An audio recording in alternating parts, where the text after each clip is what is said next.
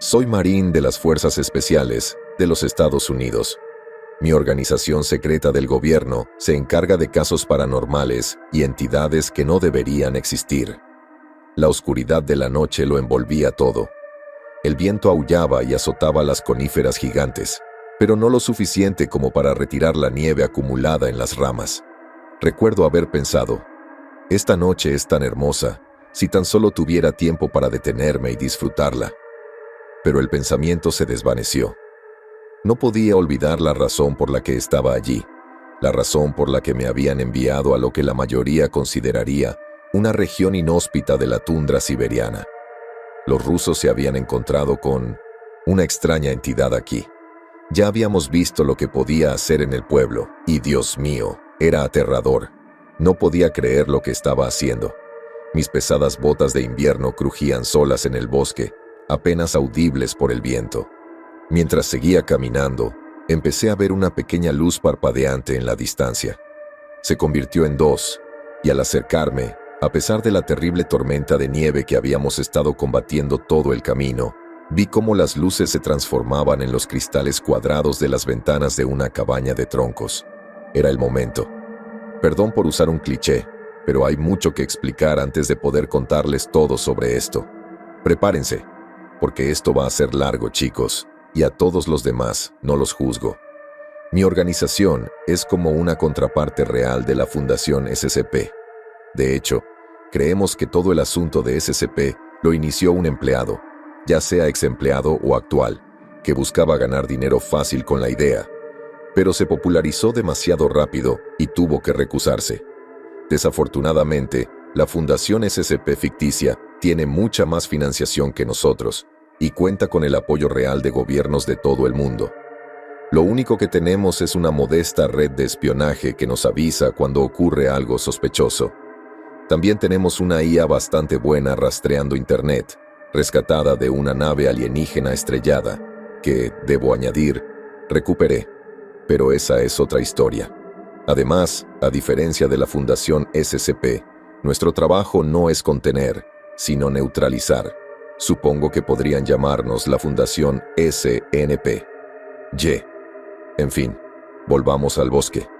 Hay una leyenda rusa, o más bien un cuento popular, llamada Baba Yaga.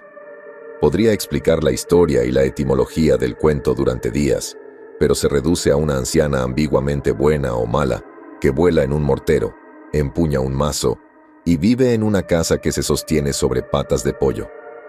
Informes locales de unidades militares estacionadas en las cercanías informaron haber visto exactamente esto, causando numerosas bajas en aldeas locales, así que los rusos enviaron su versión de nosotros para investigar.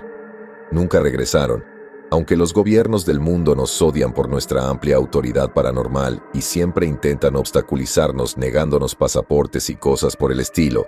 Siempre nos llaman cuando algo no sale según lo planeado. Tenemos algunas líneas de comunicación abiertas con funcionarios gubernamentales sobre el terreno y un solo teléfono verde que suena cada vez que entra una llamada que no es de emergencia de alguno de ellos. Estaba sentado en la oficina de mi jefe cuando recibí la llamada. Mi jefe es un tipo bastante corpulento, aunque por teléfono, su voz sonaba tan intimidante como la del infierno. Sonó el teléfono y lo contestó tras soltar un largo suspiro de aburrimiento. Respondió con un «Soy Bob de la tintorería Desert Dry. ¿En qué puedo ayudarle?». La persona al otro lado habló frenéticamente un momento antes de que mi jefe lo interrumpiera diciendo «Entonces, básicamente, tiene una emergencia y necesita nuestra ayuda otra vez. Nos llamó el mes pasado. Creo que vamos a tener que pasar». Al decir esto último, me guiñó un ojo. El tipo al otro lado empezó a gritar, prácticamente a chillar, mientras decía que nos daría lo que quisiéramos siempre que llegáramos en las próximas 24 horas. Mi jefe tomó una libreta de su escritorio, apartando el teléfono de su cara, y me susurró, «¿Necesita algo?». Respondí con alegría, y tras un momento de reflexión, sabiendo que iría a Rusia muy pronto, contesté, «El SVD modelo más nuevo con 100 balas y un par de RPG-18».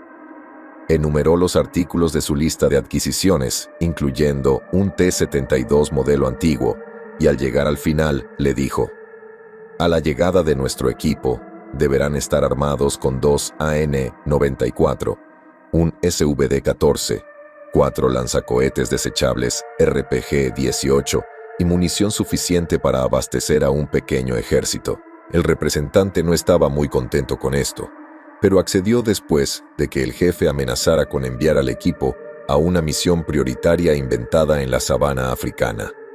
Así que, tras un aluvión de reuniones y la contratación de un piloto contratado a demanda de nuestra base en Kandahar, además de Dimi, aterrizamos en Rusia, curiosamente en un avión de carga Antonov AN-70 de fabricación rusa, con varias toneladas de mercancía. Mientras descargaban todo y cargaban nuestro pago, excepto el tanque, que se enviaba por ferrocarril a nuestra base principal, desembarcamos en medio de una ligera tormenta de nieve, con aún más nieve en el horizonte. El viento también arreciaba, lo que hizo que nuestro aterrizaje fuera un poco más brusco de lo esperado. La base aérea militar era un hervidero de actividad. Drones no tripulados se lanzaban en círculo desde el rincón más alejado, así como aviones cisterna y cazabombarderos que despegaban de la segunda pista. Un pequeño contingente de unos 5 guardias armados salió a recibirnos, y aunque mi ruso estaba un poco oxidado, había refrescado la memoria hablando un poco con Dimi durante el camino, sobre todo sobre lo que creíamos que había allí. El líder se presentó como el teniente Petrenko, de la división Spetsnaz, Fuerzas Especiales, del MCHS, Ministerio de Situaciones de Emergencia. Señaló la zona de lanzamiento de los drones mientras gritaba en ruso por encima del viento cada vez más fuerte. Las armas que buscaban están allí, y también el puesto de mando. Los altos mandos del MCHS les informarán allí. Ahí viene nuestro camión. Su último comentario se refería a un viejo camión soviético, Ural, de 6 ruedas que se acercaba por el lateral de la pista. Gabe se limitó a gruñir en señal de reconocimiento, pues apenas entendía ruso. A decir verdad, distaba mucho de ser el hombre ideal para la misión, pero lo habían elegido porque todos nuestros otros operadores competentes estaban fuera cuidando a un tipo idiota que intentó replicar el experimento del sueño ruso. Otra vez. En fin, nos subimos al camión para el corto viaje alrededor del perímetro, y a través de la lona que cubría la parte trasera, pude ver una cantidad inusual de seguridad perimetral, incluso para los rusos. Más BMP de la época soviética, armados con cañones automáticos de 30 milímetros y lanzadores ATGM. Incluso vi algunos vehículos nuevos de la Federación Rusa, algunos de los cuales había oído hablar y otros no. Parte de la exención que firmaron cuando nos contrataron explicaba que no éramos responsables de lo que viéramos y dijéramos como resultado de nuestro viaje, que es la razón por la que varias áreas militares y paranormales de alto secreto han sido expuestas en los últimos años, aunque en forma de creepypasta. Nuestro camión llegó al área de comando y desembarcamos en el suelo sobre el que se estaba acumulando aún más nieve. Al entrar en la gran tienda que funcionaba como puesto de mando, el bajo, viejo y corpulento general del MCHS estaba de pie en una silla, gritándoles a sus tropas en ruso, algo así como: «Encuéntrenlo o los enviaré a una colonia penal». Me acerqué a él y le dije en inglés: «Muy bien, amigo, la caballería está aquí». En cuanto me vio, con la mirada aún llena de ira, vestido con un uniforme de combate gris claro, de 1,80 m de altura, y sosteniendo una mochila llena de equipo especial, se desanimó al instante. Casi saltó de la silla y me agarró la mano, estrechándola vigorosamente mientras me miraba a los ojos. Revelaron sus verdaderas emociones en ese momento. Aunque no mirara a sus hombres con esos ojos, lo que vi en ellos fue miedo auténtico. Esto era raro en un hombre como él, ya que los MCHS eran los especialistas paranormales de confianza de los rusos, pero esto era mucho más de lo que podían soportar. Le estreché la mano con firmeza y, mientras bajaba la vista hacia su uniforme, le pregunté en ruso: «Saludos, general Smirnov. Por favor, descríbanos la naturaleza de la amenaza y toda la información que tiene al respecto». Entonces me preguntó con la voz llena de miedo: «¿Conoce la leyenda de Baba Yaga?» «Da», respondí. Me respondió, señalando a un soldado que manejaba un proyector: Está aquí, pero mucho peor. El soldado mostró una imagen granulada y ampliada de lo que parecía una casa, que, al observarla más de cerca, era, de hecho, una casa sobre patas de pollo. La marca de tiempo y la información de telemetría en la esquina indicaban que la habían tomado horas antes con un dron. El general me dijo entonces en voz baja en inglés: esta foto fue tomada justo antes de que derribaran el dron. No sabemos por qué, pero al aterrizar, oímos la risa de una anciana. Fue horrible, camarada Baña. Hemos intentado bombardearlo desde el aire, con todo menos con armas nucleares, y los altos mandos hablan de usar armas nucleares tácticas para arrasar toda la provincia si no podemos contenerlo. No necesito mostrarte ninguna prueba, pero este monstruo ya ha masacrado a varias aldeas y seguirá haciéndolo a menos que lo detengamos. No quiero otro Chernóbil ni otro Kishtim en mis manos. Por favor, camarada, eres la última opción que nos queda. Sin embargo, su discurso se me escapó. No tenía ni idea de a qué se enfrentaba, y era evidente. Gabe había estado observando desde atrás, con Dimi a su lado. Habló por mí, diciendo algo en lo que pudimos estar de acuerdo. No creo que sepa exactamente a qué se enfrenta, señor. No creo que nadie lo sepa. Con el debido respeto, pero puede que no podamos detenerlo, y en ese momento su mejor opción podría ser bombardear a ese bastardo con una bomba nuclear. El general Smirnov miró a Gabe y luego a mí. Asentí con la cabeza. Sea como sea, tenemos que ponernos en marcha. Si no nos vamos pronto, nos quedaremos totalmente atrapados por la nieve. Smirnov, mirando con desprecio su suerte, dijo: muy bien, le he ordenado al teniente Petrenko que los ayude con lo que necesiten. Él les mostrará sus armas y vehículos. Ante la última palabra, me animé. ¿Vehículos? Zrenia pregunté con curiosidad. Pueden elegir lo que crean que necesitarán del parque automotor. No creo que el señor Putin se enoje conmigo mientras lo que hagan con ellos nos beneficie. Gracias, general, dije, a punto de estrecharle la mano, pero él ya había dado media vuelta y se dirigía al exterior mientras sacaba un cigarrillo. Dimi habló por primera vez al llegar a la base, advirtiendo: caballeros, no quiero molestarlos, pero este clima solo va a empeorar. Así que no creo que vehículos más grandes que una moto de nieve sean de mucha ayuda durante la caza. Le dije: estoy totalmente de acuerdo, pero aún así, tenemos que poder llegar rápido a algún lugar. Al salir de la tienda, intentamos descifrar qué sería. Habíamos visto muchas cosas sobrenaturales. Después de todo, es nuestro trabajo, pero nada tan físico como esto. Todo eso fue hace horas, cuando organizamos nuestras armas y nos dirigíamos al parque móvil para elegir nuestro vehículo, un gas, G.A.Z. Tigre, un vehículo blindado 4x4 con funciones similares al Humvee estadounidense, se detuvo con un grito a nuestras espaldas. El teniente Petrenko, en el asiento delantero, nos gritaba: ¡suban! ¡Lo encontramos! Detrás de él se formaba una columna blindada, compuesta por varios tanques y algunos vehículos de transporte de infantería.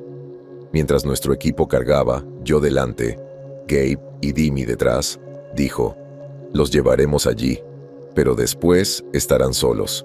Lo siento, camarada, pero mi esposa e hijos me necesitan con vida. Tras detenerme un momento mientras se metía en la columna detrás de un tanque, dije en voz baja: los nuestros también. Con esto, sentí la mirada de Gabe desde atrás. Nunca me mencionó a su familia, pero yo lo sabía perfectamente. Nunca le gustaba que se la recordaran en las misiones. Decía que lo distraía. Pero, tras esa declaración, un manto de silencio cayó sobre el camión. Pronto, la columna empezó a moverse, y rápido también. Incluso los tanques se deslizaban en las curvas por los caminos fangosos, y a medida que nos acercábamos a nuestro destino, empecé a sentir náuseas y nerviosismo. Aún no teníamos ni idea de a qué nos enfrentábamos. Bueno, teníamos una idea, pero no sabíamos qué hacer para detenerlo. Todo dependería de lo que sucediera después. Si las leyendas eran ciertas, y hasta ahora lo habían sido, esto podría ser el resultado de cualquier cosa, y sería improbable que lo que hiciéramos la detuviera. Cuando el convoy entró en el alcance visual del pueblo, los tanques se desplegaron y formaron un arco frente al convoy, deteniéndolo. Ya había fuego saliendo de él, y al parecer, estaba lo suficientemente cerca para los que iban en cabeza, porque alguien se comunicó por la radio diciendo algo en ruso parecido a «ni hablar». Cuando nuestro camión se detuvo justo detrás de los tanques, el teniente Petrenko me dijo: «Nos retiraremos a una distancia segura. Sin embargo, si necesitan una evacuación rápida, quizá tengan que esperar un rato. Las condiciones están empeorando y no parece que vayan a mejorar hasta dentro de 2 días». Gabe y Dimi salieron de un salto por la puerta trasera, con las mochilas llenas de munición y provisiones. Al bajar, con un pie en el suelo de la camioneta y el otro en la nieve profunda, Petrenko me dijo: «Camarada, no puedo decir nada sobre tu cordura, pero eres muy valiente. Bebamos cuando vuelvas, yo invito». Saqué el otro pie de la camioneta, con la mano en la puerta, y dije juguetonamente: «Solo si puedes beber más que yo». Petrenko respondió con una carcajada rusa: «Lo invita a Amerikansky. Buena suerte ahí fuera». Asentí en señal de agradecimiento mientras cerraba la puerta y me volví hacia atrás, justo a tiempo para que Gabe me lanzara mi pesada mochila. Su expresión era de irritación, quizá por haberme hecho tan amigo de Petrenko. En cualquier caso, nos íbamos. Antes de que empezara a alejar el camión, Petrenko nos tocó la bocina y señaló hacia el frente de la carretera, donde un solitario vehículo blindado de transporte de personal, APC, con orugas, estaba estacionado, con el motor en marcha, destinado a nosotros. En mi mochila llevaba varios tipos de equipo. Uno era un radiómetro especializado que detectaba radioisótopos, asociados con ciertos experimentos de laboratorio y zonas radiactivas. A veces, a propósito o por accidente, los gobiernos crean situaciones mucho peores de lo que pretenden. Así que hemos llegado a la conclusión de que lo mínimo que pueden hacer es marcarlas para que sepamos cuándo son artificiales. Otro es un sensor multiusos montado en el lateral de un casco que mide diversos factores para determinar la presencia de una entidad en la zona: temperatura, fluctuaciones magnéticas y gravitacionales, y luz. Por último, la joya de la corona son las gafas Spectrum, no es un acrónimo de nada, desarrolladas por uno de nuestros laboratorios secretos. Estas gafas toman todos los datos de los sensores y los convierten en visibles en una pantalla de visualización frontal. Esta pantalla funciona como realidad aumentada de varias maneras, pero básicamente resalta la actividad paranormal según su gravedad y presencia física. Es realmente extraño, en cierto modo, porque después de matar a alguien, puedes ver cómo su cuerpo empieza a brillar un poco antes de desvanecerse en la nada. Los técnicos de laboratorio dicen que es un fallo de programación que aún intentan resolver, pero me gusta pensar que es real. Al entrar en el pueblo, Gabe y yo nos pusimos las gafas protectoras y le entregamos un par, junto con un casco extra y un sensor a Dimi. Aunque al jefe no le gustaba la idea de confiarle la costosa tecnología a alguien que no era empleado, logramos convencerlo de que la entregara para una misión siempre que Dimi firmara un contrato para devolverla bajo pena de muerte. Nos subimos al APC, aparentemente un MTLBV acondicionado para el invierno, con Gabe al volante y Dimi manejando la torreta de la ametralladora pesada. Me senté en la posición del comandante, Dragunov fuera y cargando. El pueblo estaba efectivamente en llamas. De hecho, todos los edificios del pueblo estaban ardiendo. No solo en llamas, sino ardiendo. Parecían como si los hubieran quemado con un lanzallamas. El olor que salía de cada uno era horrendo. No hacía falta ser un genio para darse cuenta de que eran humanos cocinándose en esos edificios. La nieve entre las casas se derretía y se mezclaba con la sangre y las cenizas del suelo, creando una especie de lodo asqueroso de color negro rojizo que cubría la zona. Esto era lo que los equipos de limpieza asignados a las otras aldeas habían estado reportando como hielo mortal. Una vez que todo se calmaba, la mezcla se congelaba de nuevo, creando una especie de sustancia parecida al hormigón imposible de retirar a mano. El origen era inidentificable. Con tanta sangre por todas partes, los cadáveres no se encontraban por ninguna parte. o bien los habían dejado en las casas o se los habían llevado. Con lo que los equipos habían encontrado en las otras aldeas, parecía que solo los adultos permanecían en las casas, aunque murieron mucho antes de que se iniciara el incendio. Los niños, o lo que quedaba de ellos, no estaban por ninguna parte. Tampoco fue fácil identificar los esqueletos carbonizados. Cada uno parecía como si una roca hubiera caído desde una gran altura, aplastando todos sus huesos y destruyendo instantáneamente todos sus órganos internos. Curiosamente, la cabeza a menudo quedaba intacta, excepto en el caso de un humano, completamente irreconocible debido a la forma en que fue asesinado. No quedó nada de ellos, salvo un montón de gelatina y fragmentos de hueso, esparcidos en un área de 50 metros cuadrados. También se encontró un rifle en la escena, con un disparo de una bala, casi al mismo tiempo que la persona murió. Algo que no fue evidente hasta que empezamos a desembarcar fueron las huellas en el suelo. Las huellas eran casi del tamaño de nuestro blindado, con 3 ramas distintas que partían de un punto central. Se habían estrellado contra las carreteras asfaltadas, destruyéndolas, y de no ser por la constante nevada, uno podría pensar que eran baches remotos. Nuestras gafas mostraban un pequeño residuo, algo que pudimos rastrear. Al verlo, las apagamos para no gastar batería. Dimi se apresuró a sugerir que lo siguiéramos, y al no ver otra opción, lo hicimos. Pero las cosas empezaron a ir mal cuando nos dimos cuenta de que tendríamos que llevar todo este equipo al bosque, ya que nuestro tanque era demasiado grande. De repente, notamos la misteriosa ausencia de Gabe. Busqué mi radio al oír el sonido de motores al otro lado del pueblo. Dije, Copperhead 2, ¿encontraste algo? El sonido de un pequeño motor llegó por la radio aún más fuerte que en el aire. Y Gabe respondió, Copperhead, sí.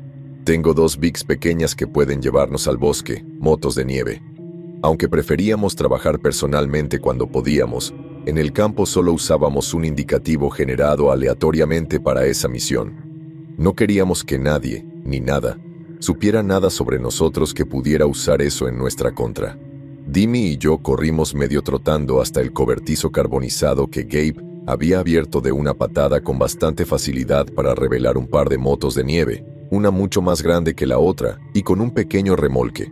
Gabe los miró y dijo, aunque tengamos más espacio, tendremos que dejar algunas cosas. Ofrecí algunos cohetes y parte del equipo de análisis espectral, que es más estacionario. Lo dejamos todo en el vehículo en el que llegamos, algo que en ese momento no tenía ni idea de que nos salvaría la vida más tarde. Gabe y Dimi tomaron la moto de nieve más grande con remolque, y yo la más pequeña, colgando mi equipo a los lados. Dimi conducía, abriendo camino para poder seguir a la bestia. No solo las huellas eran muy visibles, incluso con la fuerte nevada, sino que los árboles a lo largo de su sinuoso camino también estaban dañados y, a veces, completamente derribados. Íbamos a un ritmo excelente, y en algunos momentos creí oír los pesados pasos de la casa a lo lejos. Por desgracia, no tardamos en tener que parar a llenar los depósitos de las motos de nieve, sobre todo de la más grande. Nos detuvimos en un pequeño claro. Gabe y yo llenamos los tanques mientras Dimi se alejaba para mear. Gabe y yo le dijimos que no se alejara demasiado, pero no nos escuchaba. Era como si algo lo hubiera poseído y lo hubiera llevado a ir un poco más allá. De repente, gritó nuestros nombres y oímos el rápido crujido de pasos en la nieve que se acercaban. Gabe y yo acabábamos de vaciar los bidones atados a los lados de la moto de nieve, así que los tiramos a un lado y nos quitamos los rifles de la espalda, corriendo hacia los gritos frenéticos de Dimi. Entonces, oímos un rugido furioso y profundo. Rápidamente recordé que esto, aunque aterrador, sonaba bastante natural, lo cual no sería del todo incorrecto.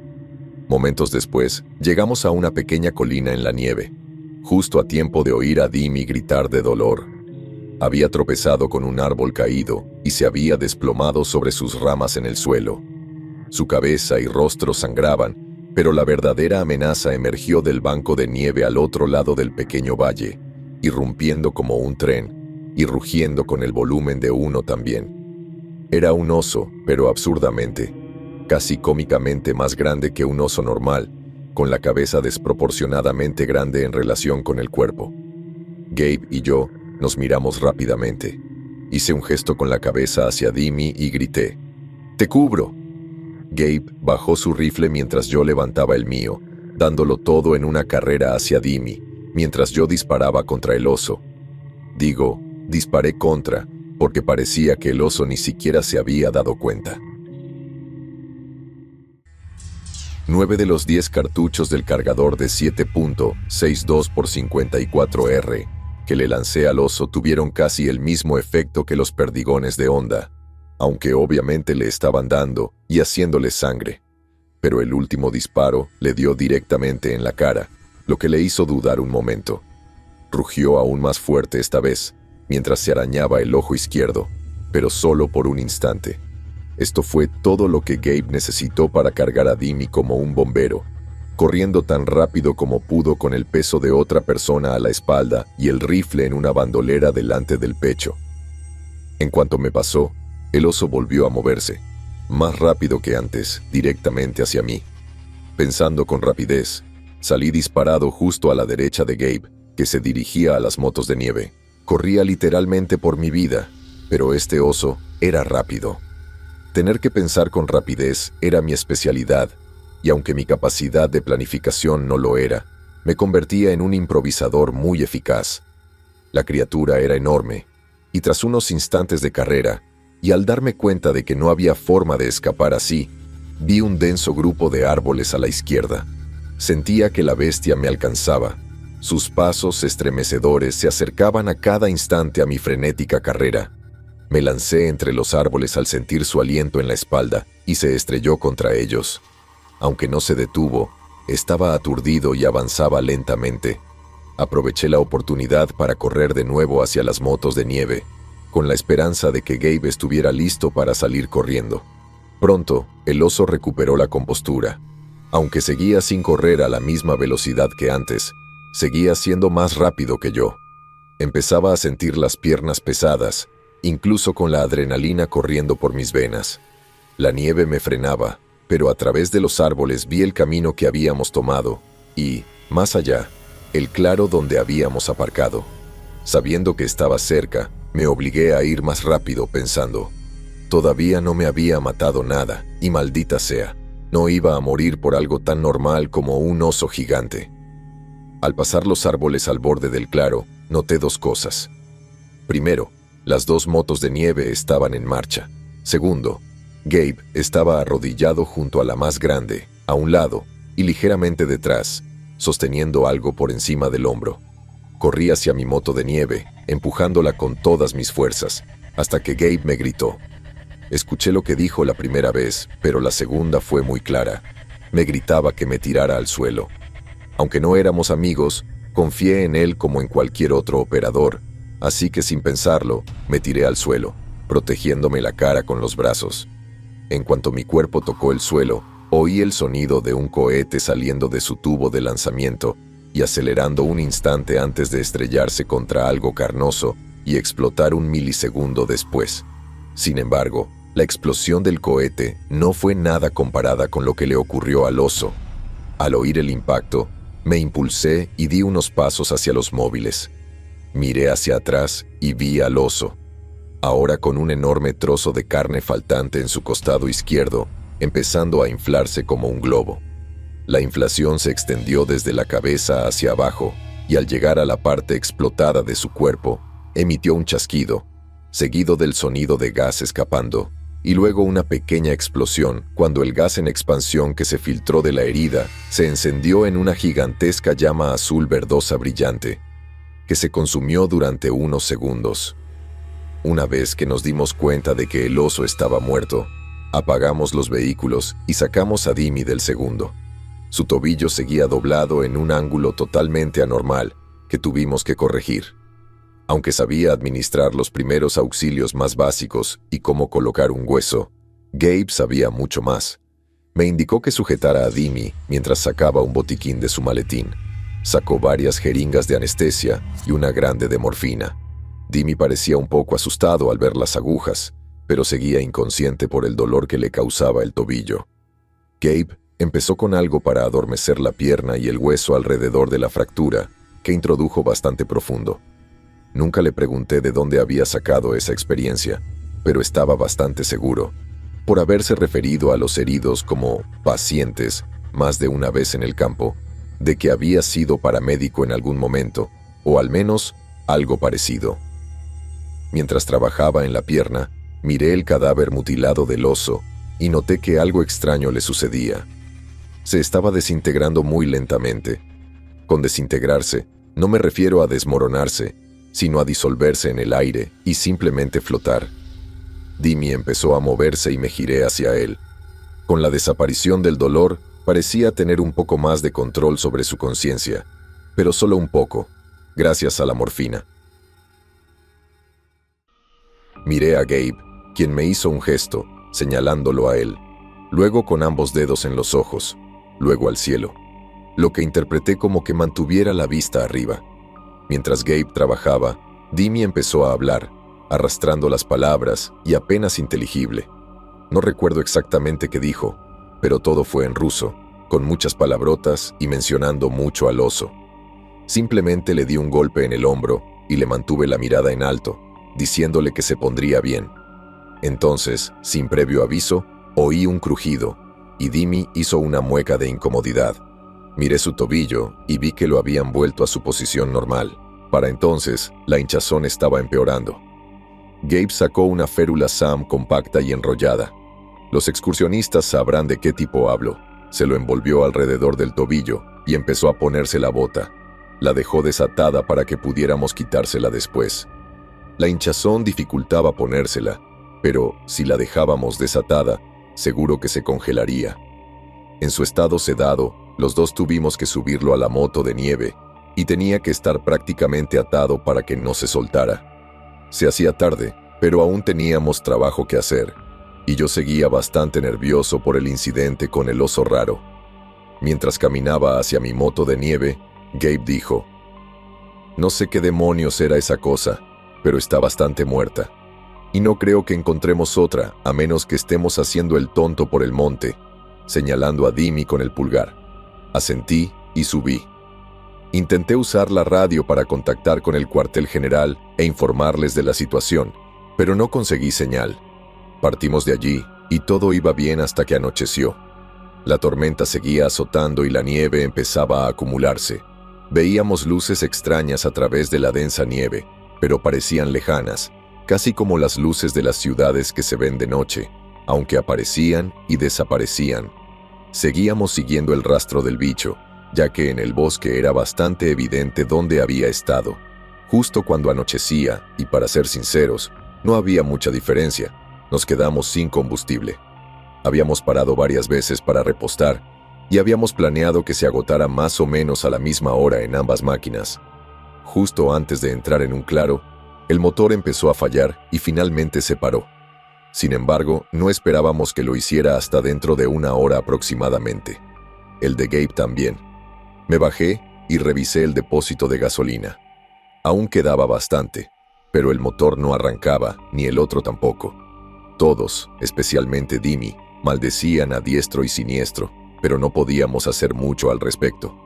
Obviamente, hubo algún tipo de interferencia, porque cuando Gabe sacó su rifle, la óptica eléctrica no funcionaba. Decidimos que teníamos que seguir, pero no hasta después de comer. Dimi estaba recuperando la lucidez, y mientras pudiera tomar algunos analgésicos de vez en cuando para mantener su tobillo tolerable, era lo suficientemente bueno para manejar un arma. Gabe les arrancó las ópticas a ambos y las tiró al suelo junto a las máquinas mientras yo sacaba las raciones de invierno que nos dieron los rusos, o al menos lo que habíamos reducido. Cada una venía en una caja de cartón, pero se podía reducir considerablemente el tamaño desmontándolas hasta dejarlas en sus componentes y empaquetándolas por separado. Los calentadores funcionaban con una reacción química. Se vierte agua y sale calor. Calenté la comida de todos y la traje justo cuando empezaba a comer algo de mi comida seca. Todos comimos en silencio, pero sin ningún motivo real. Simplemente no teníamos nada de qué hablar.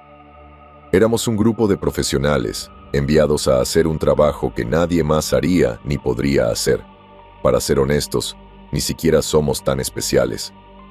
pero todos nos llaman expertos porque siempre solucionamos el problema. Después de comer, empezamos a bajar por el sendero cargando lo que pudimos. Tuvimos que dejar mucha munición extra y otro RPG, porque Dimi no podía llevar nada más que lo que llevaba en su chaleco. Gabe y Dimi llevaban unos 5 cargadores cada uno para sus rifles, y yo tenía 7 cargadores para mi Dragunov, además del RPG que quedaba. Gabe tomó el rifle de Dimi y le ató un palo grande con un poco de cuerda, convirtiéndolo en una muleta. Aunque todavía podía disparar, Gabe le dijo a Dimi que simplemente cortara el palo si se desmoronaba. En cuanto tuvimos nuestro equipo listo, nos adentramos en el bosque, con el viento aún arreciando y la nieve cayendo. La marcha fue agotadora, y a medida que el sol bajaba, el aire se enfriaba aún más. Tuvimos que ponernos todo lo necesario para abrigarnos, y nos quitamos los cascos para ponernos protectores para la cabeza. Nos envolvimos con bufandas, y cuando oscureció de verdad, estábamos abrigados de pies a cabeza como el niño de una historia de Navidad. 30 minutos después, descansamos, tomamos agua y revisamos el tobillo de Dimi.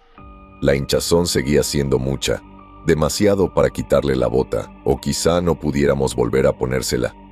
Sin embargo, había dejado de crecer, lo cual era bueno. Después de beber agua y picar algunas cosas de las raciones de comida preparada, los que pudimos nos cambiamos los calcetines y seguimos adelante. Menos mal que comimos entonces, porque 10 minutos después todos perdimos el apetito. Aunque estoy seguro de que alguien debió notar que no había niños entre los muertos de los ataques, nadie nos había dicho nada. Nos habíamos dado cuenta, pero hasta ahora había albergado la esperanza de que aún estuvieran vivos o algo así. Estaba muy equivocado. La pila era enorme, de varios metros de altura, probablemente los niños de todos los pueblos atacados hasta el momento. Aunque había muchos cuerpos, estos no estaban mutilados como los demás. Simplemente, sin vida, muertos a sangre fría, con los ojos cerrados, sin señales de ataque físico ni nada que indicara que los había matado. Nos hubiera encantado que nuestras gafas funcionaran en ese momento, pero sin electricidad, estaban hechas polvo y las dejamos en las máquinas para que las recuperaran más tarde. Ver a todos esos niños me dolió. Probablemente los habían matado mientras estábamos en el juicio. Pero claro, ¿y si hubiéramos llegado a tiempo? ¿Qué habríamos hecho? Probablemente nada. Probablemente habríamos acabado como los demás, muertos y profanados en medio de quién sabe dónde, Siberia. Sin embargo, notamos algo interesante. Todos los niños, según pudimos ver, tenían entre 10 y 16 años. Básicamente, adolescentes. Así que ahora teníamos información potencialmente útil, y yo estaba empezando a formarme una teoría, pero aún no estaba listo para compartirla con los otros dos. Necesitaba más para que esto realmente tuviera sentido, y probablemente ellos también pensaban lo mismo. Me pareció que este Baba Yaga buscaba a alguien específico, un adolescente. No tenía ni idea, como dije, necesitaba más información. Seguimos bajando por el sendero un buen trecho después de eso, ansiosos por alejarnos de los cadáveres. No olían bien por el frío, pero de todas formas no queríamos estar cerca de ellos. En algún momento, una hora más tarde, decidimos acampar unas horas. No habíamos dormido muy bien en el camino, y con cómo había ido el día, empezaba a cansarnos, sobre todo a Dimi. También se nos estaban acabando los analgésicos para él, y como mucho nos quedaban unas horas de caminata por el sendero. Instalamos algunos refugios pequeños y nos aseguramos de que todo estuviera impermeabilizado. Yo era el primero en la rotación de guardias. Gabe y Dimi se fueron a dormir, y estuve solo unos buenos 10 minutos antes de que las cosas empezaran a ponerse extraño, como mínimo. Estaba cansado. Se suponía que Gabe me relevaría en una hora, pero eso parecía tan lejano. Mis ojos vagaban perezosamente a su alrededor, observando los árboles mecerse con el viento, soplando constantemente en una dirección. La nevada había amainado un poco, justo lo suficiente para que la visibilidad volviera a ser pasable. Cuando mi cabeza giró hacia mi frente otra vez, pasaron algo que brillaba entre los árboles frente a mí. Regresé a él, poniéndome mucho más alerta. Lo miré fijamente durante unos segundos antes de levantar mi rifle para usar mi mira. Aunque ninguno de nuestros dispositivos electrónicos funcionaba, no se puede ser una buena óptica de cristal antigua. Me lo subí al hombro rápidamente y vi a través de la mira algo realmente jodidamente extraño. Una anciana, como un zombi, estaba allí de pie. Podía sentir su mirada directa a través de la mira. Abrí mucho los ojos, apreté el agarre y mi dedo índice se movió hacia el gatillo, pero entonces se volvió aún más jodidamente extraño. Ella habló. Cuando digo eso, no quiero decir que dijera algo y lo vi a través de la mira. Quiero decir que su voz salió directamente de su boca y me entró en la cabeza. Lo que dijo fue simple, pero aún así completamente perturbador. Sin dejar de mirarme, sus labios se movieron mientras decía lentamente con su voz ronca, como dos ladrillos raspando: «Tú y tus amigos huelen diferente. No tienen el olor ruso, aunque creo que alguno de ustedes lo tuvo alguna vez. Tú, sin embargo, no. Nunca lo tuviste. Quizás puedas ayudarme a encontrar a mi pequeño Revionok, mi hijo. Se lo llevaron un día. Vivir entre la gente humana fue malo para él», le dije. «Su babushka», le dijo su abuela. «Se lo llevaron unos hombres grandes del Kremlin. Lo he estado buscando durante un mes, pero no pude encontrarlo dentro de mis dominios». Empecé a abrir la boca para decir algo, pero ella alzó la voz violentamente y gritó en mi cabeza, mientras su rostro se contorsionaba en una terrible mueca llena de rabia: «¡Silencio! Sé lo que estás pensando, hombrecito del desierto». Volvió a su voz normal y su rostro se relajó un poco, pero no del todo. «Sé quién eres. Te enviaron aquí para destruirme a mí y a mi querido hogar. Muchos lo han intentado, igual que tú. No lo lograrás». Con esto, las imágenes de misiles derribados del cielo con sus simples pensamientos y gente aplastada por una enorme mano de mortero voladora llenaron mi mente. Lo último que me mostró fueron los cuerpos completamente aniquilados del equipo ruso del MCHS enviado a investigar. Señaló con vanidad: «Me pueden matar, pero no por gente como tú. Tu pequeña banda de asesinos hace mucho, pero los hombres no pueden matarme. Tendrías que usar tus bóvedas para hacerme algo». Ante esto, me quedé atónito. ¿Cómo podía saber siquiera de eso? Ni siquiera puedo decir qué son, pero que ella lo supiera, y que supiera qué contenían. En cualquier caso, comprendí que no podíamos ganar. Me dejó una última frase antes de desaparecer de nuevo en la nieve: «Baja por el sendero. Allí encontrarás mi hogar. Podemos hablar entonces, sin tus amiguitos». No quería dejarlos solos aquí, pero creo que no tenía otra opción.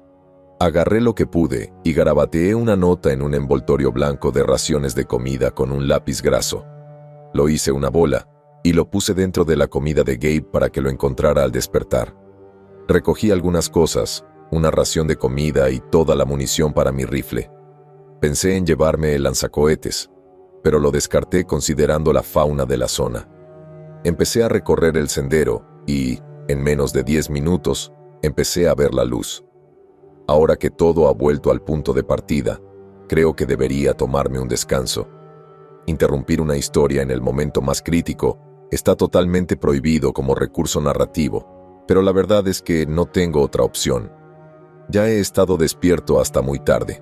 Bueno, mañana tengo una misión, pero supongo que puedo dormir de camino.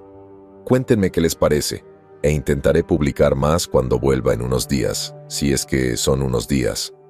Disculpen la larga pausa, pero no esperaba que mi publicación generara tanta atención. De hecho, ha recibido tanta que estoy un poco preocupado. Si mi jefe descubre que alguien está publicando historias de nuevo, no estará muy contento, aunque tengo una idea de cómo lidiar con eso. En fin, mi última tarea resultó ser nada más que una pareja de ancianos que experimentaban alucinaciones debido a una especie de planta aún no descubierta en la zona que liberaba una espora alucinógena. Aunque es raro, a veces estas cosas pueden explicarse con la ciencia, ya que muchos incidentes a lo largo de la historia se atribuyen erróneamente a fuerzas sobrenaturales cuando, de hecho, era algo que no entendíamos. Incluso ahora, me pregunto si lo que hacemos será visto en el futuro como nada más que la erradicación pseudocientífica de cosas que aún no comprendemos del todo. Pero, volviendo a la historia que nos ocupa, entiendo que dejarte en semejante lugar fue una falta de educación por mi parte. Así que te lo compensaré contándote lo que pasó a partir de la siguiente frase. Con el viento aún azotando mi rostro cubierto, haciendo todo lo posible por golpear y picar cualquier parte expuesta de mi piel con copos de nieve shuriken, me acerqué cada vez más a la pequeña y modesta cabaña en el bosque. Era difícil imaginar que una construcción tan inocente pudiera formar parte de tan horrenda cadena de muerte y destrucción. Parecía construida en la época colonial, con barro crujiendo entre los troncos que formaban sus paredes y estructura, además de un techo de paja y otros materiales que parecía estar cayéndose a pedazos. Mientras caminaba, marcaba los árboles con mi cuchillo, asegurándome de poder encontrar el camino de regreso al campamento cuando terminara aquí. Puede que sea bueno en lo que hago, pero me desoriento enseguida, y perderme allí significaba la muerte. Finalmente, llegué al porche. Era extrañamente normal, con solo una mecedora sencilla sin cojín y un taburete de 4 patas que parecía hecho para un niño. Dudé un momento antes de pisar el suelo de madera, que crujió como un viejo galeón de madera en cuanto puse el pie en el escalón. También noté, para mi asombro, que el viento había amainado al entrar en el pequeño espacio que rodeaba la cabaña. No había parado, pero ya no me mordía cada centímetro, intentando congelar todo lo que podía con sus gélidas fauces. Al mirar por las ventanas opacas, iluminadas por una luz ámbar, probablemente de una farola de gas, una voz susurrante llenó el aire, como si flotara desde la cabaña con la brisa, diciendo con cada sílaba alargada al máximo: «Entra». La puerta crujió igual que las escaleras del porche, abriéndose sola, sin motivo aparente. Aunque no era raro ver telequinesis en mi trabajo, no por ello dejaba de ser desconcertante. Hay algo claramente anómalo en ver objetos moverse sin ninguna fuerza aparente que los provoque. Me acerqué a la puerta y, con mi mano enguantada, la abrí. No me costó casi ningún esfuerzo. Vi dentro de la cabina una imagen extraña pero grata. Había sido modernizada con comodidades modernas, incluyendo un inodoro y una ducha que parecían sacados de una vieja autocaravana y varios muebles soviéticos antiguos. Ella estaba sentada en una silla roja con cojines cerca del fuego, con sus frágiles manos apoyadas en los brazos. Casi parecía muerta, con la piel descolorida, casi de un gris azulado. Pero la vi moverse en cuanto me acerqué un paso. Parecía mucho menos malvada allí sentada, con el cuerpo ligeramente moviéndose mientras levantaba los brazos, bostezando y chasqueando las encías, que apenas tenían dientes. Habló, pero no directamente a mi mente como antes. Usó su cuerpo, que a pesar de parecer vacío y demacrado, producía sonidos fonéticos perfectos, en inglés, eso sí. Tú, la que no apesta a ruso asqueroso, encontrarás a mi hijo. No era una petición. Yo, con la voz más respetuosa y profesional que pude, dije: «Bueno, señora, si no le importa que lo diga, va a ser imposible sin más información». Ella respondió lentamente, tras un suspiro ligeramente irritado: «Muy bien, hombre del desierto, tú y tus palabras estériles, tu información, sabrás su nombre. Casimir. Mi hijo nació sin nombre formal, o, mejor dicho, nunca le dieron uno». Reflexioné sobre esta información un segundo, intentando comprender a qué se refería con todo su lenguaje anticuado. Se refería a él como «mi hijo», pero era evidente entonces y ahora que era muy probable que esta frágil pero mágica anciana tuviera poderes para dar a luz. Me surgieron algunas ideas intrusivas sobre el tema, pero no las repetiré aquí para preservar su cordura. Unos momentos después, decidí preguntarle al respecto. Esperaba que no me destrozara como había hecho con todos los que se habían cruzado en el camino de su casa de patas de gallina hasta entonces. En particular, tenía miedo por lo que me había mostrado del equipo del MCHS que me había mostrado antes. Mi estado de ánimo era tranquilo y sereno, pero por dentro era todo lo contrario. Había trabajado con algunos Spetsnaz del MCHS antes, en asuntos altamente clasificados relacionados con Chernóbil, y no eran tontos. Analizando esa imagen de nuevo, que parecía haberse grabado vívidamente en mi mente, su formación sugería que habían estado abriéndose paso por el bosque a pie y que habían sido alcanzados sin tiempo para reaccionar, ni siquiera para correr, simplemente aplastados. Tenía la sensación de que si no encontraba a ese Casimir pronto, mi equipo, así como muchos otros civiles inocentes, correrían la misma suerte. Finalmente pregunté: «Entonces, señora, ¿cómo se llama?». Respondió con voz apagada, casi aburrida, pero con más signos de molestia: «Yaga». Debería haber sido obvio, pero ya estaba un poco irritada, así que no me arriesgué. «Contacto», retomé mi frase anterior. «Señora Yaga, ¿cuál es su relación con el señor Casimir?». Respondió, haciendo con la cara el equivalente a poner los ojos en blanco, aunque tenía los ojos cerrados, así que era imposible saber si se movían. Mientras hablaba, una montaña rusa de tono y timbre se movía con sus palabras. Su voz se suavizaba al hablar de Casimir y se intensificaba al mencionar algo ruso. Debería ser obvio, hombre del desierto, pero si debo explicarlo en tus términos, era un niño adoptado. Me dio pena verlo tirado en una zanja hace tantos inviernos, abandonado en el barro de la escarcha invernal, de la que, debo añadir, tu tecnología es responsable. Lo crié, lo vestí y lo alimenté durante muchos años, hasta que decidió irse, decidido a explorar el mundo exterior. Le advertí que no lo hiciera, pero era mi hijo, no pude detenerlo.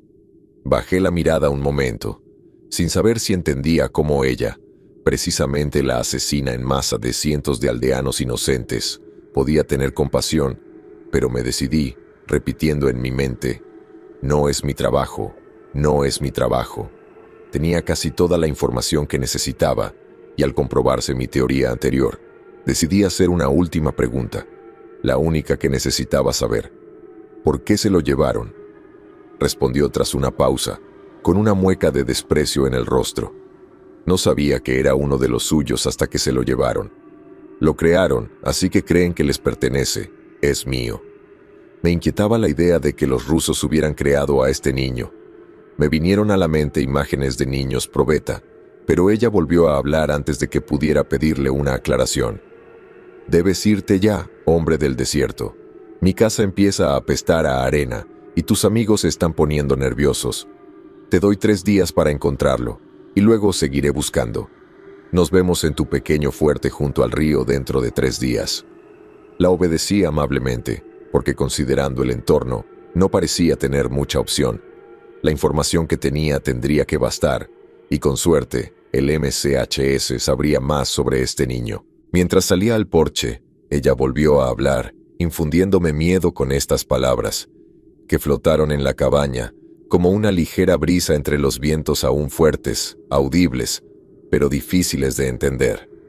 «Ah, y Amerikansky, ten cuidado con los animales del bosque, porque aunque estoy en todas partes, no soy el único peligro que acecha entre estos hermosos árboles helados». Bajé del porche y me giré para mirarla y darle las gracias, pero la casa ya no estaba, simplemente no estaba. Me quedé allí un momento, mirando la depresión en la nieve donde antes había una casa, y tras una pausa, suspiré. Aunque que desaparezcan casas no es normal, no era mi primera vez. Es mi trabajo, después de todo. Encontré mi camino, usando los cortes que dejaban periódicamente los árboles para desandar mi ruta, y finalmente llegué a nuestro campamento improvisado. Gabe estaba sentado, con el rifle en alto, mirándome con cara de enfado a través de su equipo de nieve. «Vuelvo enseguida. ¿Es importante? ¿En serio? ¿Desapareciste casi 1 hora y me dejaste una maldita nota?». Empecé a responder para calmarlo, pero entonces recordé las últimas palabras sabias de Baba Yaga. «Cuidado, no soy el único peligro que acecha entre estos hermosos árboles helados». Levanté la vista para observar mi entorno, y por supuesto, justo allí, a 25 metros detrás de Gabe, había un ciervo. Normalmente, cuando piensas en un ciervo, piensas en un animal dócil, realmente violento solo para el apareamiento. De hecho, para muchos puede ser difícil imaginar un ciervo como algo violento y amenazante, pero te aseguro que era amenazante ver un ciervo con la piel completamente oscura, dos astas rectas del largo y afilado de una espada de caballería, y brillantes ojos rojos mirándote a la distancia, casi de un tiro de piedra. Gabe me gritó, pero me entró por un lado y me salió por el otro. Miré al ciervo fijamente, sus ojos se encontraron con los míos con una especie de curiosidad morbosa, como se mira a los muertos. Resopló, dando un paso hacia mí, y quizá lo adivinen, pero no creo en ningún dios, sobre todo por todas las cosas impías que he visto en mi trabajo, pero si lo creyera, le habría rezado justo cuando 6 pares de ojos más emergieron de la nieve neblinosa, agitándose con el viento fuerte pero amainando. Finalmente, dejé de mirar fijamente cuando los 7 dieron otro paso hacia nosotros. Levanté el rifle, y ante esto, Gabe se cayó, girándose para afrontar la amenaza. Corrí hacia la izquierda, apoyándome en la rama de un árbol sin hojas y moribundo. Gabe vio las figuras que se acercaban y empezó a maldecir con un «¡Oh, mierda!», pero lo interrumpió la ráfaga de una bala de 7,62 milímetros que salió del largo cañón de mi Dragunov, extendiéndose para tocar a las criaturas que se acercaban. El momento pareció ralentizarse, no del todo a cámara lenta, pero lo suficientemente lento como para notarlo. El hielo me inundó las venas, y mi cuerpo dejó de ser un objeto de pensamiento para convertirse en una extensión de mi mente. Sentí que se me escapaba el aliento al ver el impacto de la bala en el objetivo principal. Un impacto en medio del cuerpo, con cierta efectividad. Disparé otra bala. Ahora corrían, sus cuerpos oscuros contorsionados en una masa furiosa de músculos y huesos, sus cascos levantando nubes de nieve, acelerándolos hacia nosotros. El tiempo se ralentizó aún más, y casi pude ver los copos de nieve individuales pasar volando frente a mi mira, mientras mi segunda bala impactaba directamente en la cabeza de la bestia. Se detuvo, vacilando un instante antes de tropezar y caer al suelo, incapacitada. Mientras esto sucedía, el tiempo comenzó a acelerarse de nuevo. Esto me hizo darme cuenta de 2 cosas. Una, que Gabe estaba arrodillado en el suelo junto a mí, disparando su A-94 con sus ráfagas especiales de 2 disparos casi a la vez. Y 2, que Dimi también se había despertado, y aunque no estaba en condiciones de luchar, su rifle también disparaba en automático. Quizás un poco menos efectivo, pero al menos estaba a tiro. Ya casi estaban sobre nosotros. Mi instinto me decía que me pusiera a cubierto, pero los árboles estaban a varios metros, demasiado lejos para correr, y estaría dejando a Dimi y Gabe a merced de una cornada. Bajaron la cabeza y nos mostraron las 2 astas que probablemente nos matarían si llegaban hasta nosotros. En ese momento me di cuenta, no del ciervo, sino de que si me alcanzaban, me quedaría congelado allí fuera, sin nadie que me recordara y sin dejar ningún legado. Al fin y al cabo, es un legado que todos queremos, ¿no? Sabía que tenía que actuar rápido si quería sobrevivir. ¿Pero qué tenía? Una sonrisa iluminó mi rostro frío y silencioso mientras pensaba, ya sé qué hacer.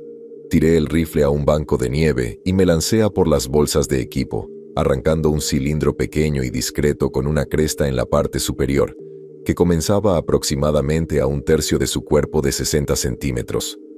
Ya estaban cerca, a 10 metros. Saqué la parte trasera del tubo, extendiéndolo a poco más de 1 metro. Esto provocó que las cubiertas delantera y trasera se abrieran y los postes de mira rectangulares de la cresta emergieran de ella. Me arrodillé, agarré el poste de mira trasero, lo giré 90 grados y apreté el botón frontal mientras me echaba al hombro el RPG-18. Respiré hondo, apunté los postes de mira directamente al animal que iba delante y grité: «¡Despejen el contraataque!», antes de disparar el cohete, presionando el pequeño botón negro de la parte superior. Un clic, luego un estruendo ensordecedor. La zona detrás de mí explotó en una ráfaga de alta presión, lanzando nieve por los aires y arrancando trozos de hielo de los árboles.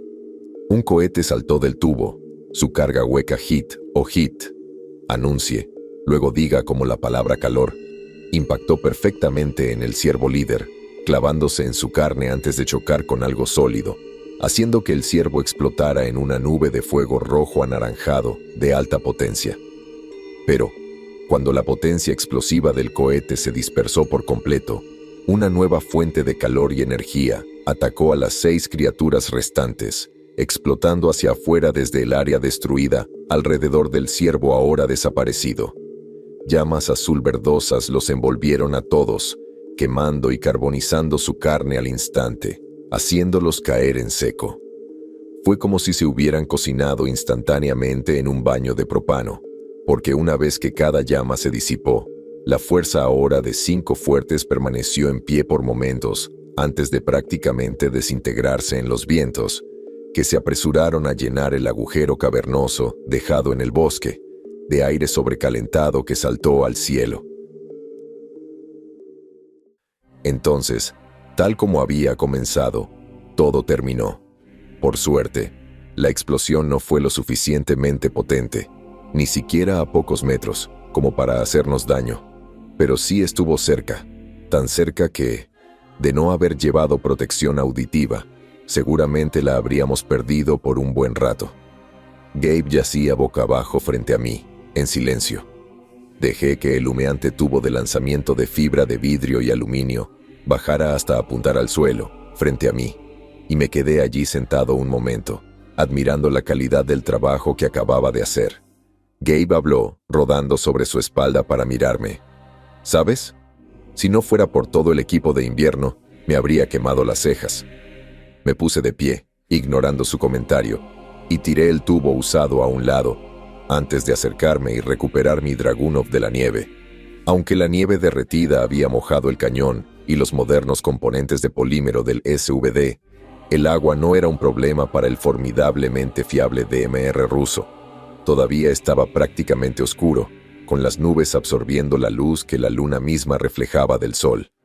La luz de la explosión había arruinado nuestra visión nocturna, y no tenía ganas de quedarme para ver, o no, lo que vendría a investigar.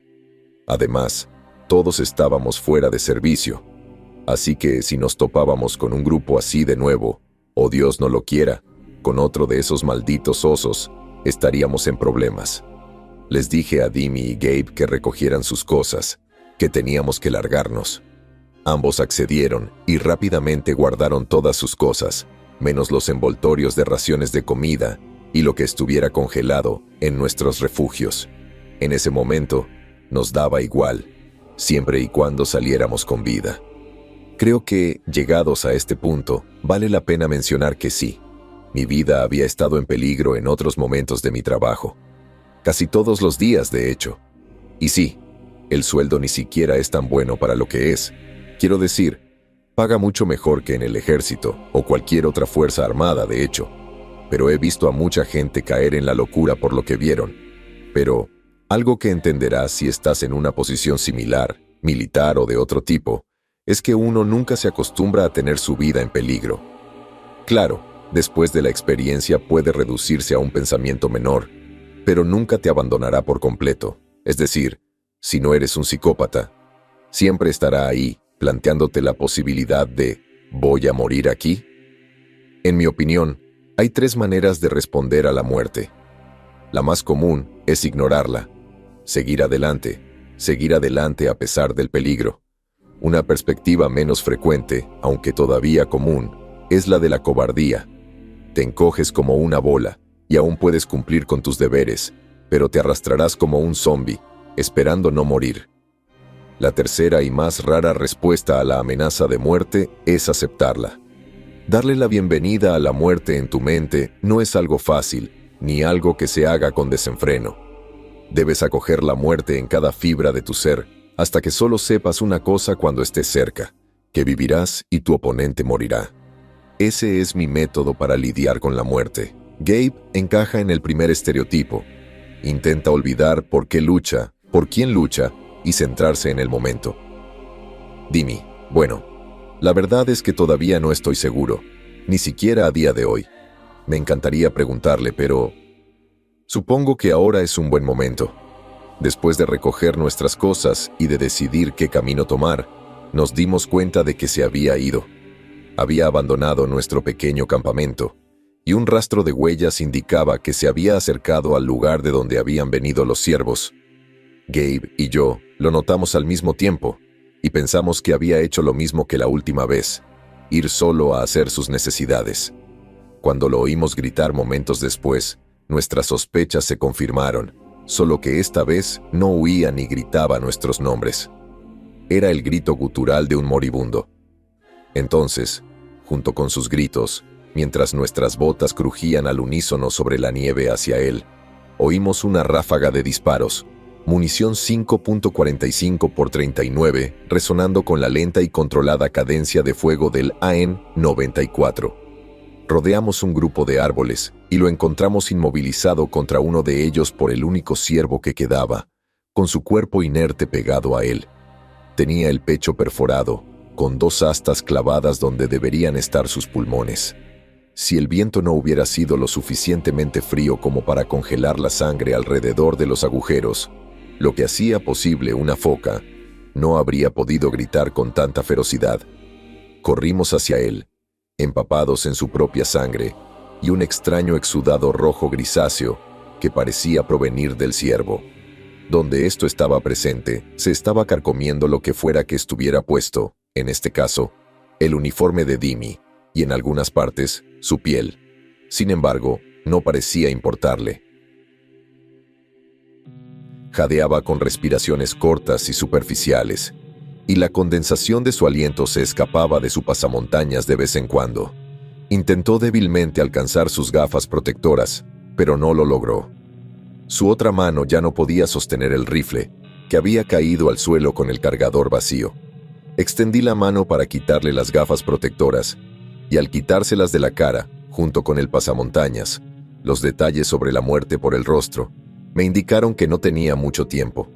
Miré a Gabe, y su leve movimiento de cabeza me indicó que compartía mi sentimiento. Dimi empezó a hablar, y el abatimiento en su voz dejaba claro que sabía lo que iba a pasar.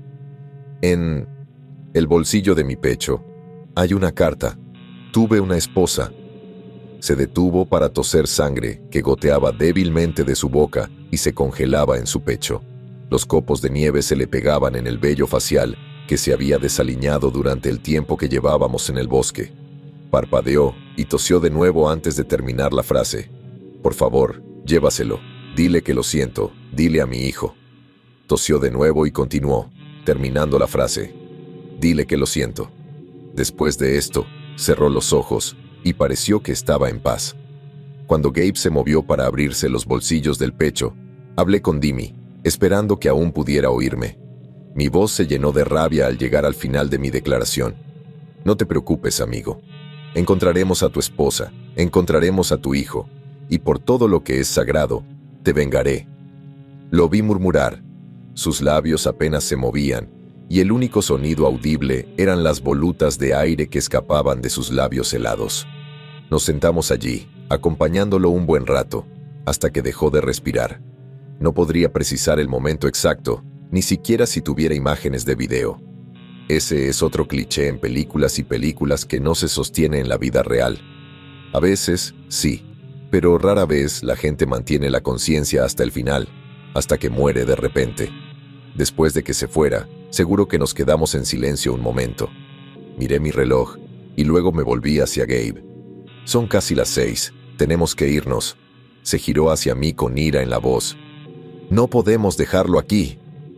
Respondí, mi voz típicamente fría y dura quebrándose bajo la presión de la muerte de Dimi, la ira filtrándose por las horas de privación de sueño.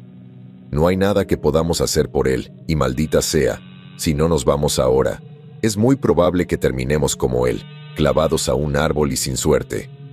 Gabe resopló y me escupió. No dejamos a nadie atrás, vivo o muerto, y no hago excepciones. Swing, respondí, usando lo único que sabía con seguridad que lo conmovería, aunque solo como último recurso. Lo interrogué, esperando tocar su fibra sensible con un ¿qué diría ella? Esto cambió instantáneamente su comportamiento.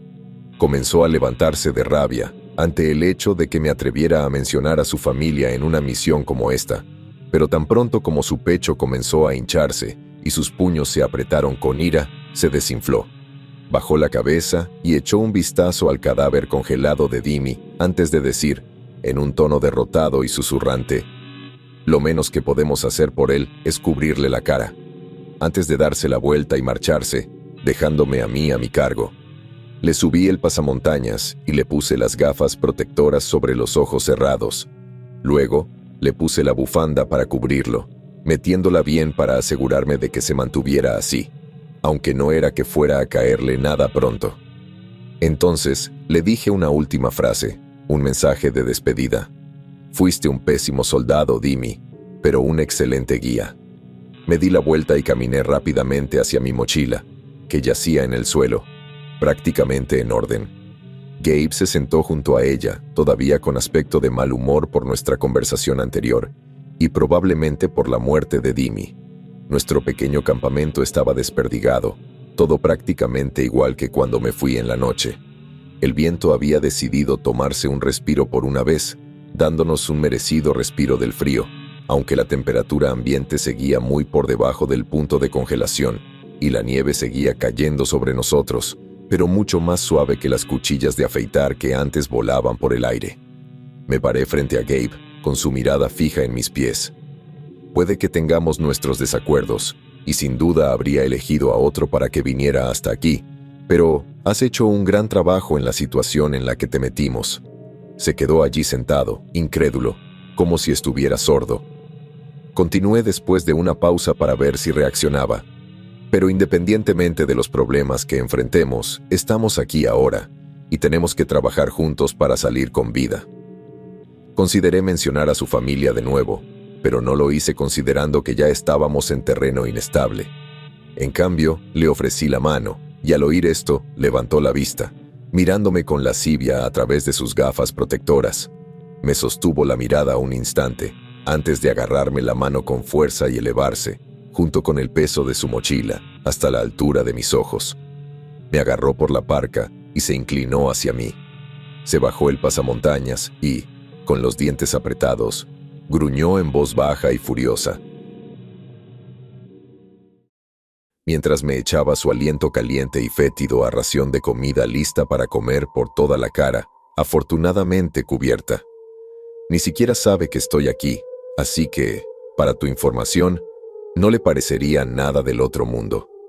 Hizo una pausa, probablemente para asimilarlo, aunque solo me animó a ponerme en marcha.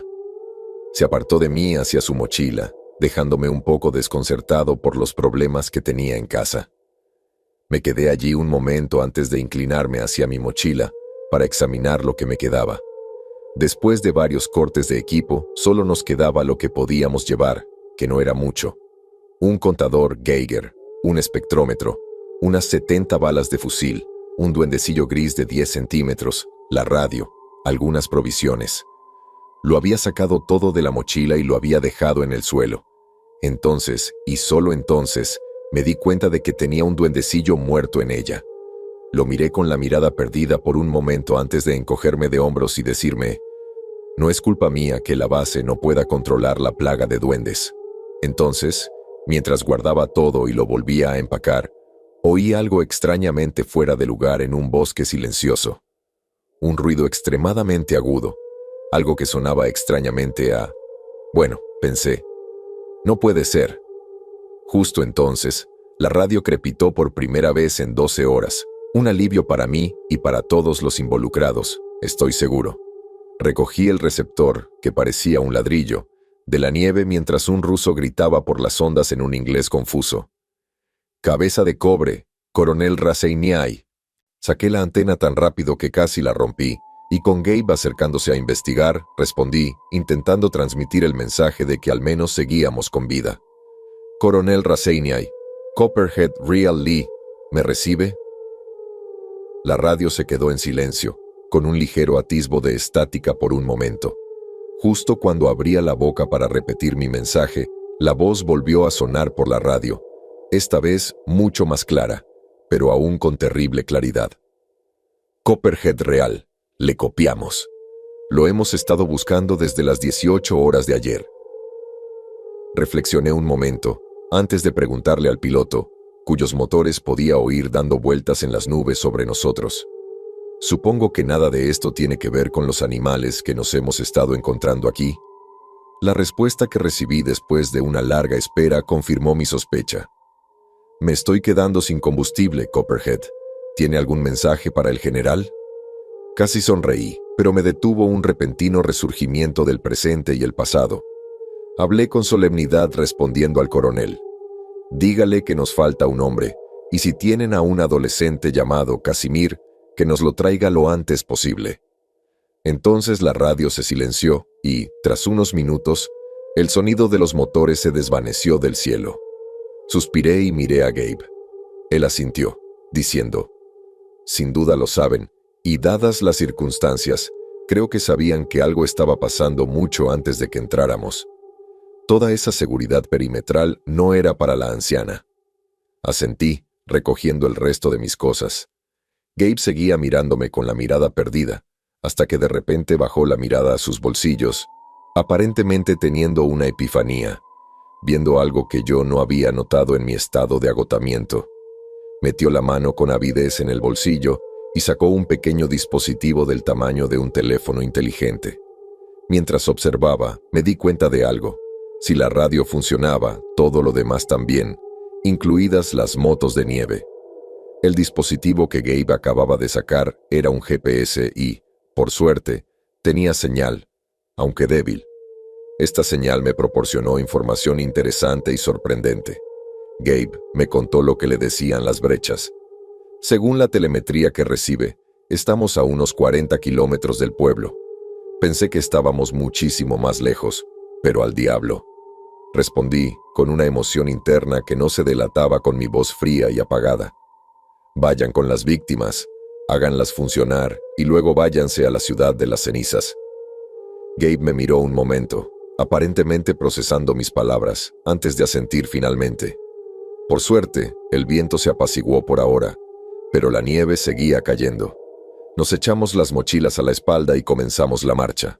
La marcha de un ejército moderno no es la marcha de desfile a paso de ganso que se ve hacer a los reclutas norcoreanos, sino algo parecido a un ritmo de 5 kilómetros, normalmente cargando con 40 kilos de equipo. No es una hazaña fácil de lograr para una persona normal y sin entrenamiento.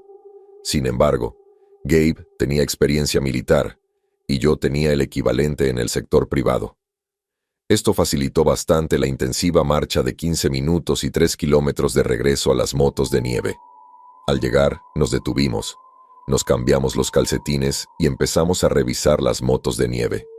Gabe revisó la más grande y tras desenroscar el tapón del depósito de gasolina, me dijo: «Es probable que estas motos se congelen por completo, pero viendo dónde están, espero que los vecinos las hayan acondicionado para el invierno».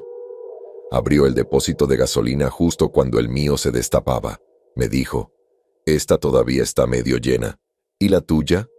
Respondí, mirando la escena frente a mí. «Bueno, debería estar lleno, pero aquí no hay una mierda». Sacudí el vehículo solo para asegurarme de que no estaba alucinando, pero efectivamente, el tanque de gasolina estaba completamente vacío. Esto fue muy preocupante, pero considerando que a cada paso esta misión empeoraba, no me sorprendió en lo más mínimo.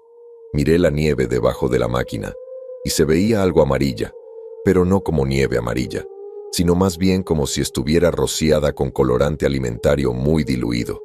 Tomé un puñado y me lo llevé a la cara. Olía a gasolina. Decepcionado, giré mi mano, dejando caer la mezcla de combustible y nieve antes de limpiarme el guante en el asiento del vehículo, ahora inservible, dejando escapar un suspiro al hacerlo. Supongo que se filtró todo. Nos queda una víctima.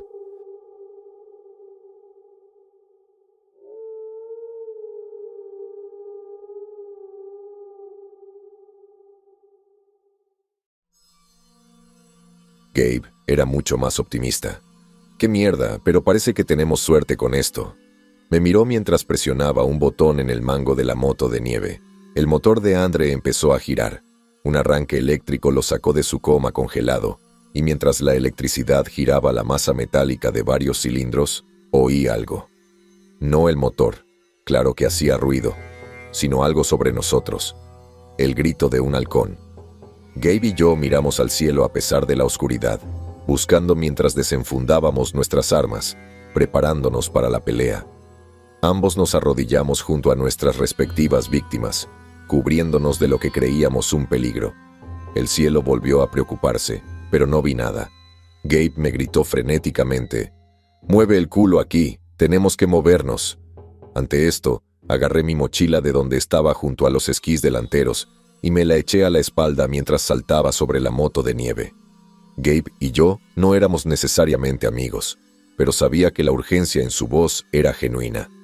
Poco sabía yo, mientras ambos nos cubríamos, que se había puesto su equipo Spectrum. Al parecer, esto hacía que su percepción del entorno fuera aterradora, como mínimo. Me deslicé a su lado tras correr a toda velocidad. Él aseguraba su mochila al remolque a toda prisa. Me quité la mía de la espalda y me la quitó sin perder el ritmo. La enrolló encima y la sujetó con paracord. Luego agarró mi rifle, lo cual no me entusiasmó. Pero había una razón por la que trabajaba en silencio. Y por mucho que me disgustara tener mi rifle asegurado al costado del móvil y no en mis manos, no me opuse. Había una razón por la que hacía todo esto, y en cuanto tuve un momento para analizar la situación, me di cuenta de que llevaba un Spectrum. Entonces lo comprendí. Él veía algo que yo no veía, probablemente lo que fuera que estuviera ahí arriba en las nubes. Antes de que todo estuviera asegurado, Gabe me entregó su AN-94, señalándose el pecho, donde los bolsillos de su parka estaban llenos de cargadores banana. Nos subimos, y aunque me hubiera encantado ponerme unas gafas protectoras, no teníamos tiempo. Al menos Gabe no lo creía. Nos subimos, y en cuanto subimos, aceleró. La motonieve lanzó nieve a la noche detrás de nosotros, disparada con el motor rugiendo en la noche, alcanzando habitaciones altas a medida que la llevaba al máximo. No creo que soltara el acelerador en ningún momento, no hasta que estuvimos a 5 kilómetros del pueblo. Dejó que la máquina se detuviera por inercia. La fricción del conjunto de orugas traseras chirrió hasta detenerse. Gabe giró la cabeza, comprobando nuestro entorno. Se giró hacia mí, se levantó las gafas y me dijo por primera vez en aproximadamente 30 minutos: «Ponte tu Spectrum». No tuvo que decírmelo 2 veces. Salí de un salto, abrí mi mochila atada pero no inaccesible y me quité el equipo Spectrum, incluyendo el casco y la cápsula del sensor, sujetándolo debajo de mi parka. Sería un poco menos efectivo de esta manera, pero no iba a sacrificar mis oídos para obtener un poco más de visión periférica. Hecho esto, volví a subirme a la moto de nieve y encendí el equipo. En cuestión de momentos, la visión nocturna se activó, ampliando mi visibilidad en la mañana ligeramente más clara que hacía una hora. Eran las 00700, y pronto brillaría más. Aún así, la iluminación infrarroja se activó, con una luz invisible que atravesaba la oscuridad, y la mejora digital y analógica iluminaba cosas que ni siquiera sabía que estaban ahí, todo devuelto y superpuesto a través del espectro. Dentro de la pantalla, se asigna un sistema de colores a cada objeto que destaca. Tiene muchos falsos positivos, así que quien lo usa decide qué es una amenaza y qué no. Sin embargo, en ese momento, vi un montón de nada, excepto, claro, cuando miré hacia arriba. Había unos 20 puntos en el cielo, de un amarillo brillante, y como me indicaba el índice en la esquina izquierda, una amenaza definitiva. Se movían lentamente, y por sus patrones de movimiento, el software los identificó como pájaros. Miré a Gabe, quien vio una luz infrarroja en mis sensores, confirmando que llevaba puestas las gafas. De repente comprendí por qué me había dado su rifle. Un SVD sería inútil contra un grupo de pájaros. Señaló al cielo y extendí el brazo a un lado de su cara, levantando el pulgar. Supongo que estaba demasiado cansado para hablar, porque después de eso, simplemente aceleró. El viaje por el paisaje helado fue un refrescante cambio después de todos los disparos y el horror que viví en mis otras misiones. Verán, no solo somos la principal organización paranormal del mundo, sino también una empresa militar privada, PMC, altamente efectiva. Algunos nos llamarían mercenarios. De hecho, yo me consideraría uno. Pero usar ese término en compañía educada no es una opción, ya que ha adquirido una mala connotación debido al trabajo de Blackwater en los inicios de la PMC. Tuvieron varios incidentes donde murieron muchos civiles, algunos sin provocación. Esto no significa que sean ineficaces, de hecho son sumamente efectivos. Consideré trabajar para ellos en algún momento, pero su falta de disciplina con el gatillo me disuadió. Lo siento, señor Prince, pero no quiero que el FBI o el Departamento de Defensa me sigan vigilando. Muchos de ustedes se preguntarán, después de la historia de la última vez, ¿cómo es posible que una organización como la nuestra exista ante las narices del gobierno estadounidense, considerando su gran base militar en Kandahar? Bueno, la respuesta es bastante simple. No existimos oficialmente. No puedo entrar en detalles aquí, pero digamos que, como organización, no estamos bajo el control de ningún gobierno, y fuimos creados específicamente para ello. Operamos sin ninguna lealtad, salvo a dos principios fundamentales en este orden: neutralización de amenazas paranormales, NPT, y aprovechamiento de problemas paranormales, PPP. Nuestras misiones NPT y PPP casi siempre se solapan y a veces interfieren entre sí, algo que seguro comprenderán más adelante. El equipo especializado puede ser bastante costoso con poca antelación. En fin, seguro que te mueres de aburrimiento. Sin embargo, la exposición es necesaria. ¿Qué sería de todo esto si no explicara mi propia historia? ¿Qué? Bueno, tendrás que esperar. Nos deslizamos entre los árboles tan rápido como pudimos, la moto de nieve casi rozando árboles más de una vez. Las ramas se extendían, intentando con todas sus fuerzas hacernos caer de la moto, pero agachándonos y esquivando, logramos salir adelante. Nos abrimos paso a través del bosque, con la mente nublada por el cansancio y el corazón apesadumbrado por la pérdida de Dimi. Y, mientras las ramas nos golpeaban la cara, le pedí a algún poder superior del universo que no nos interrumpiera, porque por primera vez en casi 30 horas estaba empezando a quedarme dormido. Muchos de ustedes se enojaron, comprensiblemente, cuando terminé con un final en suspenso la última vez. Y bueno, supongo que esto será un poco mejor, mucho menos en suspenso, pero aún tendrán que esperar la continuación de mi historia. Es una pena que me lleve tanto tiempo escribirlo, pero para escribirlo correctamente, con todos los detalles y, por supuesto, para interpretar la emoción adecuada, tengo que tomarme mi tiempo. Mi terapeuta dice que escribir esto me ayudará con los recuerdos. Hay mucho que tengo que reconstruir a partir de escenas fragmentadas y los informes posteriores de los equipos de limpieza. Todos aquí tenemos la obligación de hablar con un terapeuta al menos una vez al mes, en el lugar y con un sueldo pagado, por supuesto. La naturaleza de nuestro trabajo no es precisamente propicia para un estado mental saludable, así que pueden adivinar por qué. En cualquier caso, espero que tengan una buena noche, mañana o tarde, y por el amor de Dios, no se vayan y se maten como Dimi.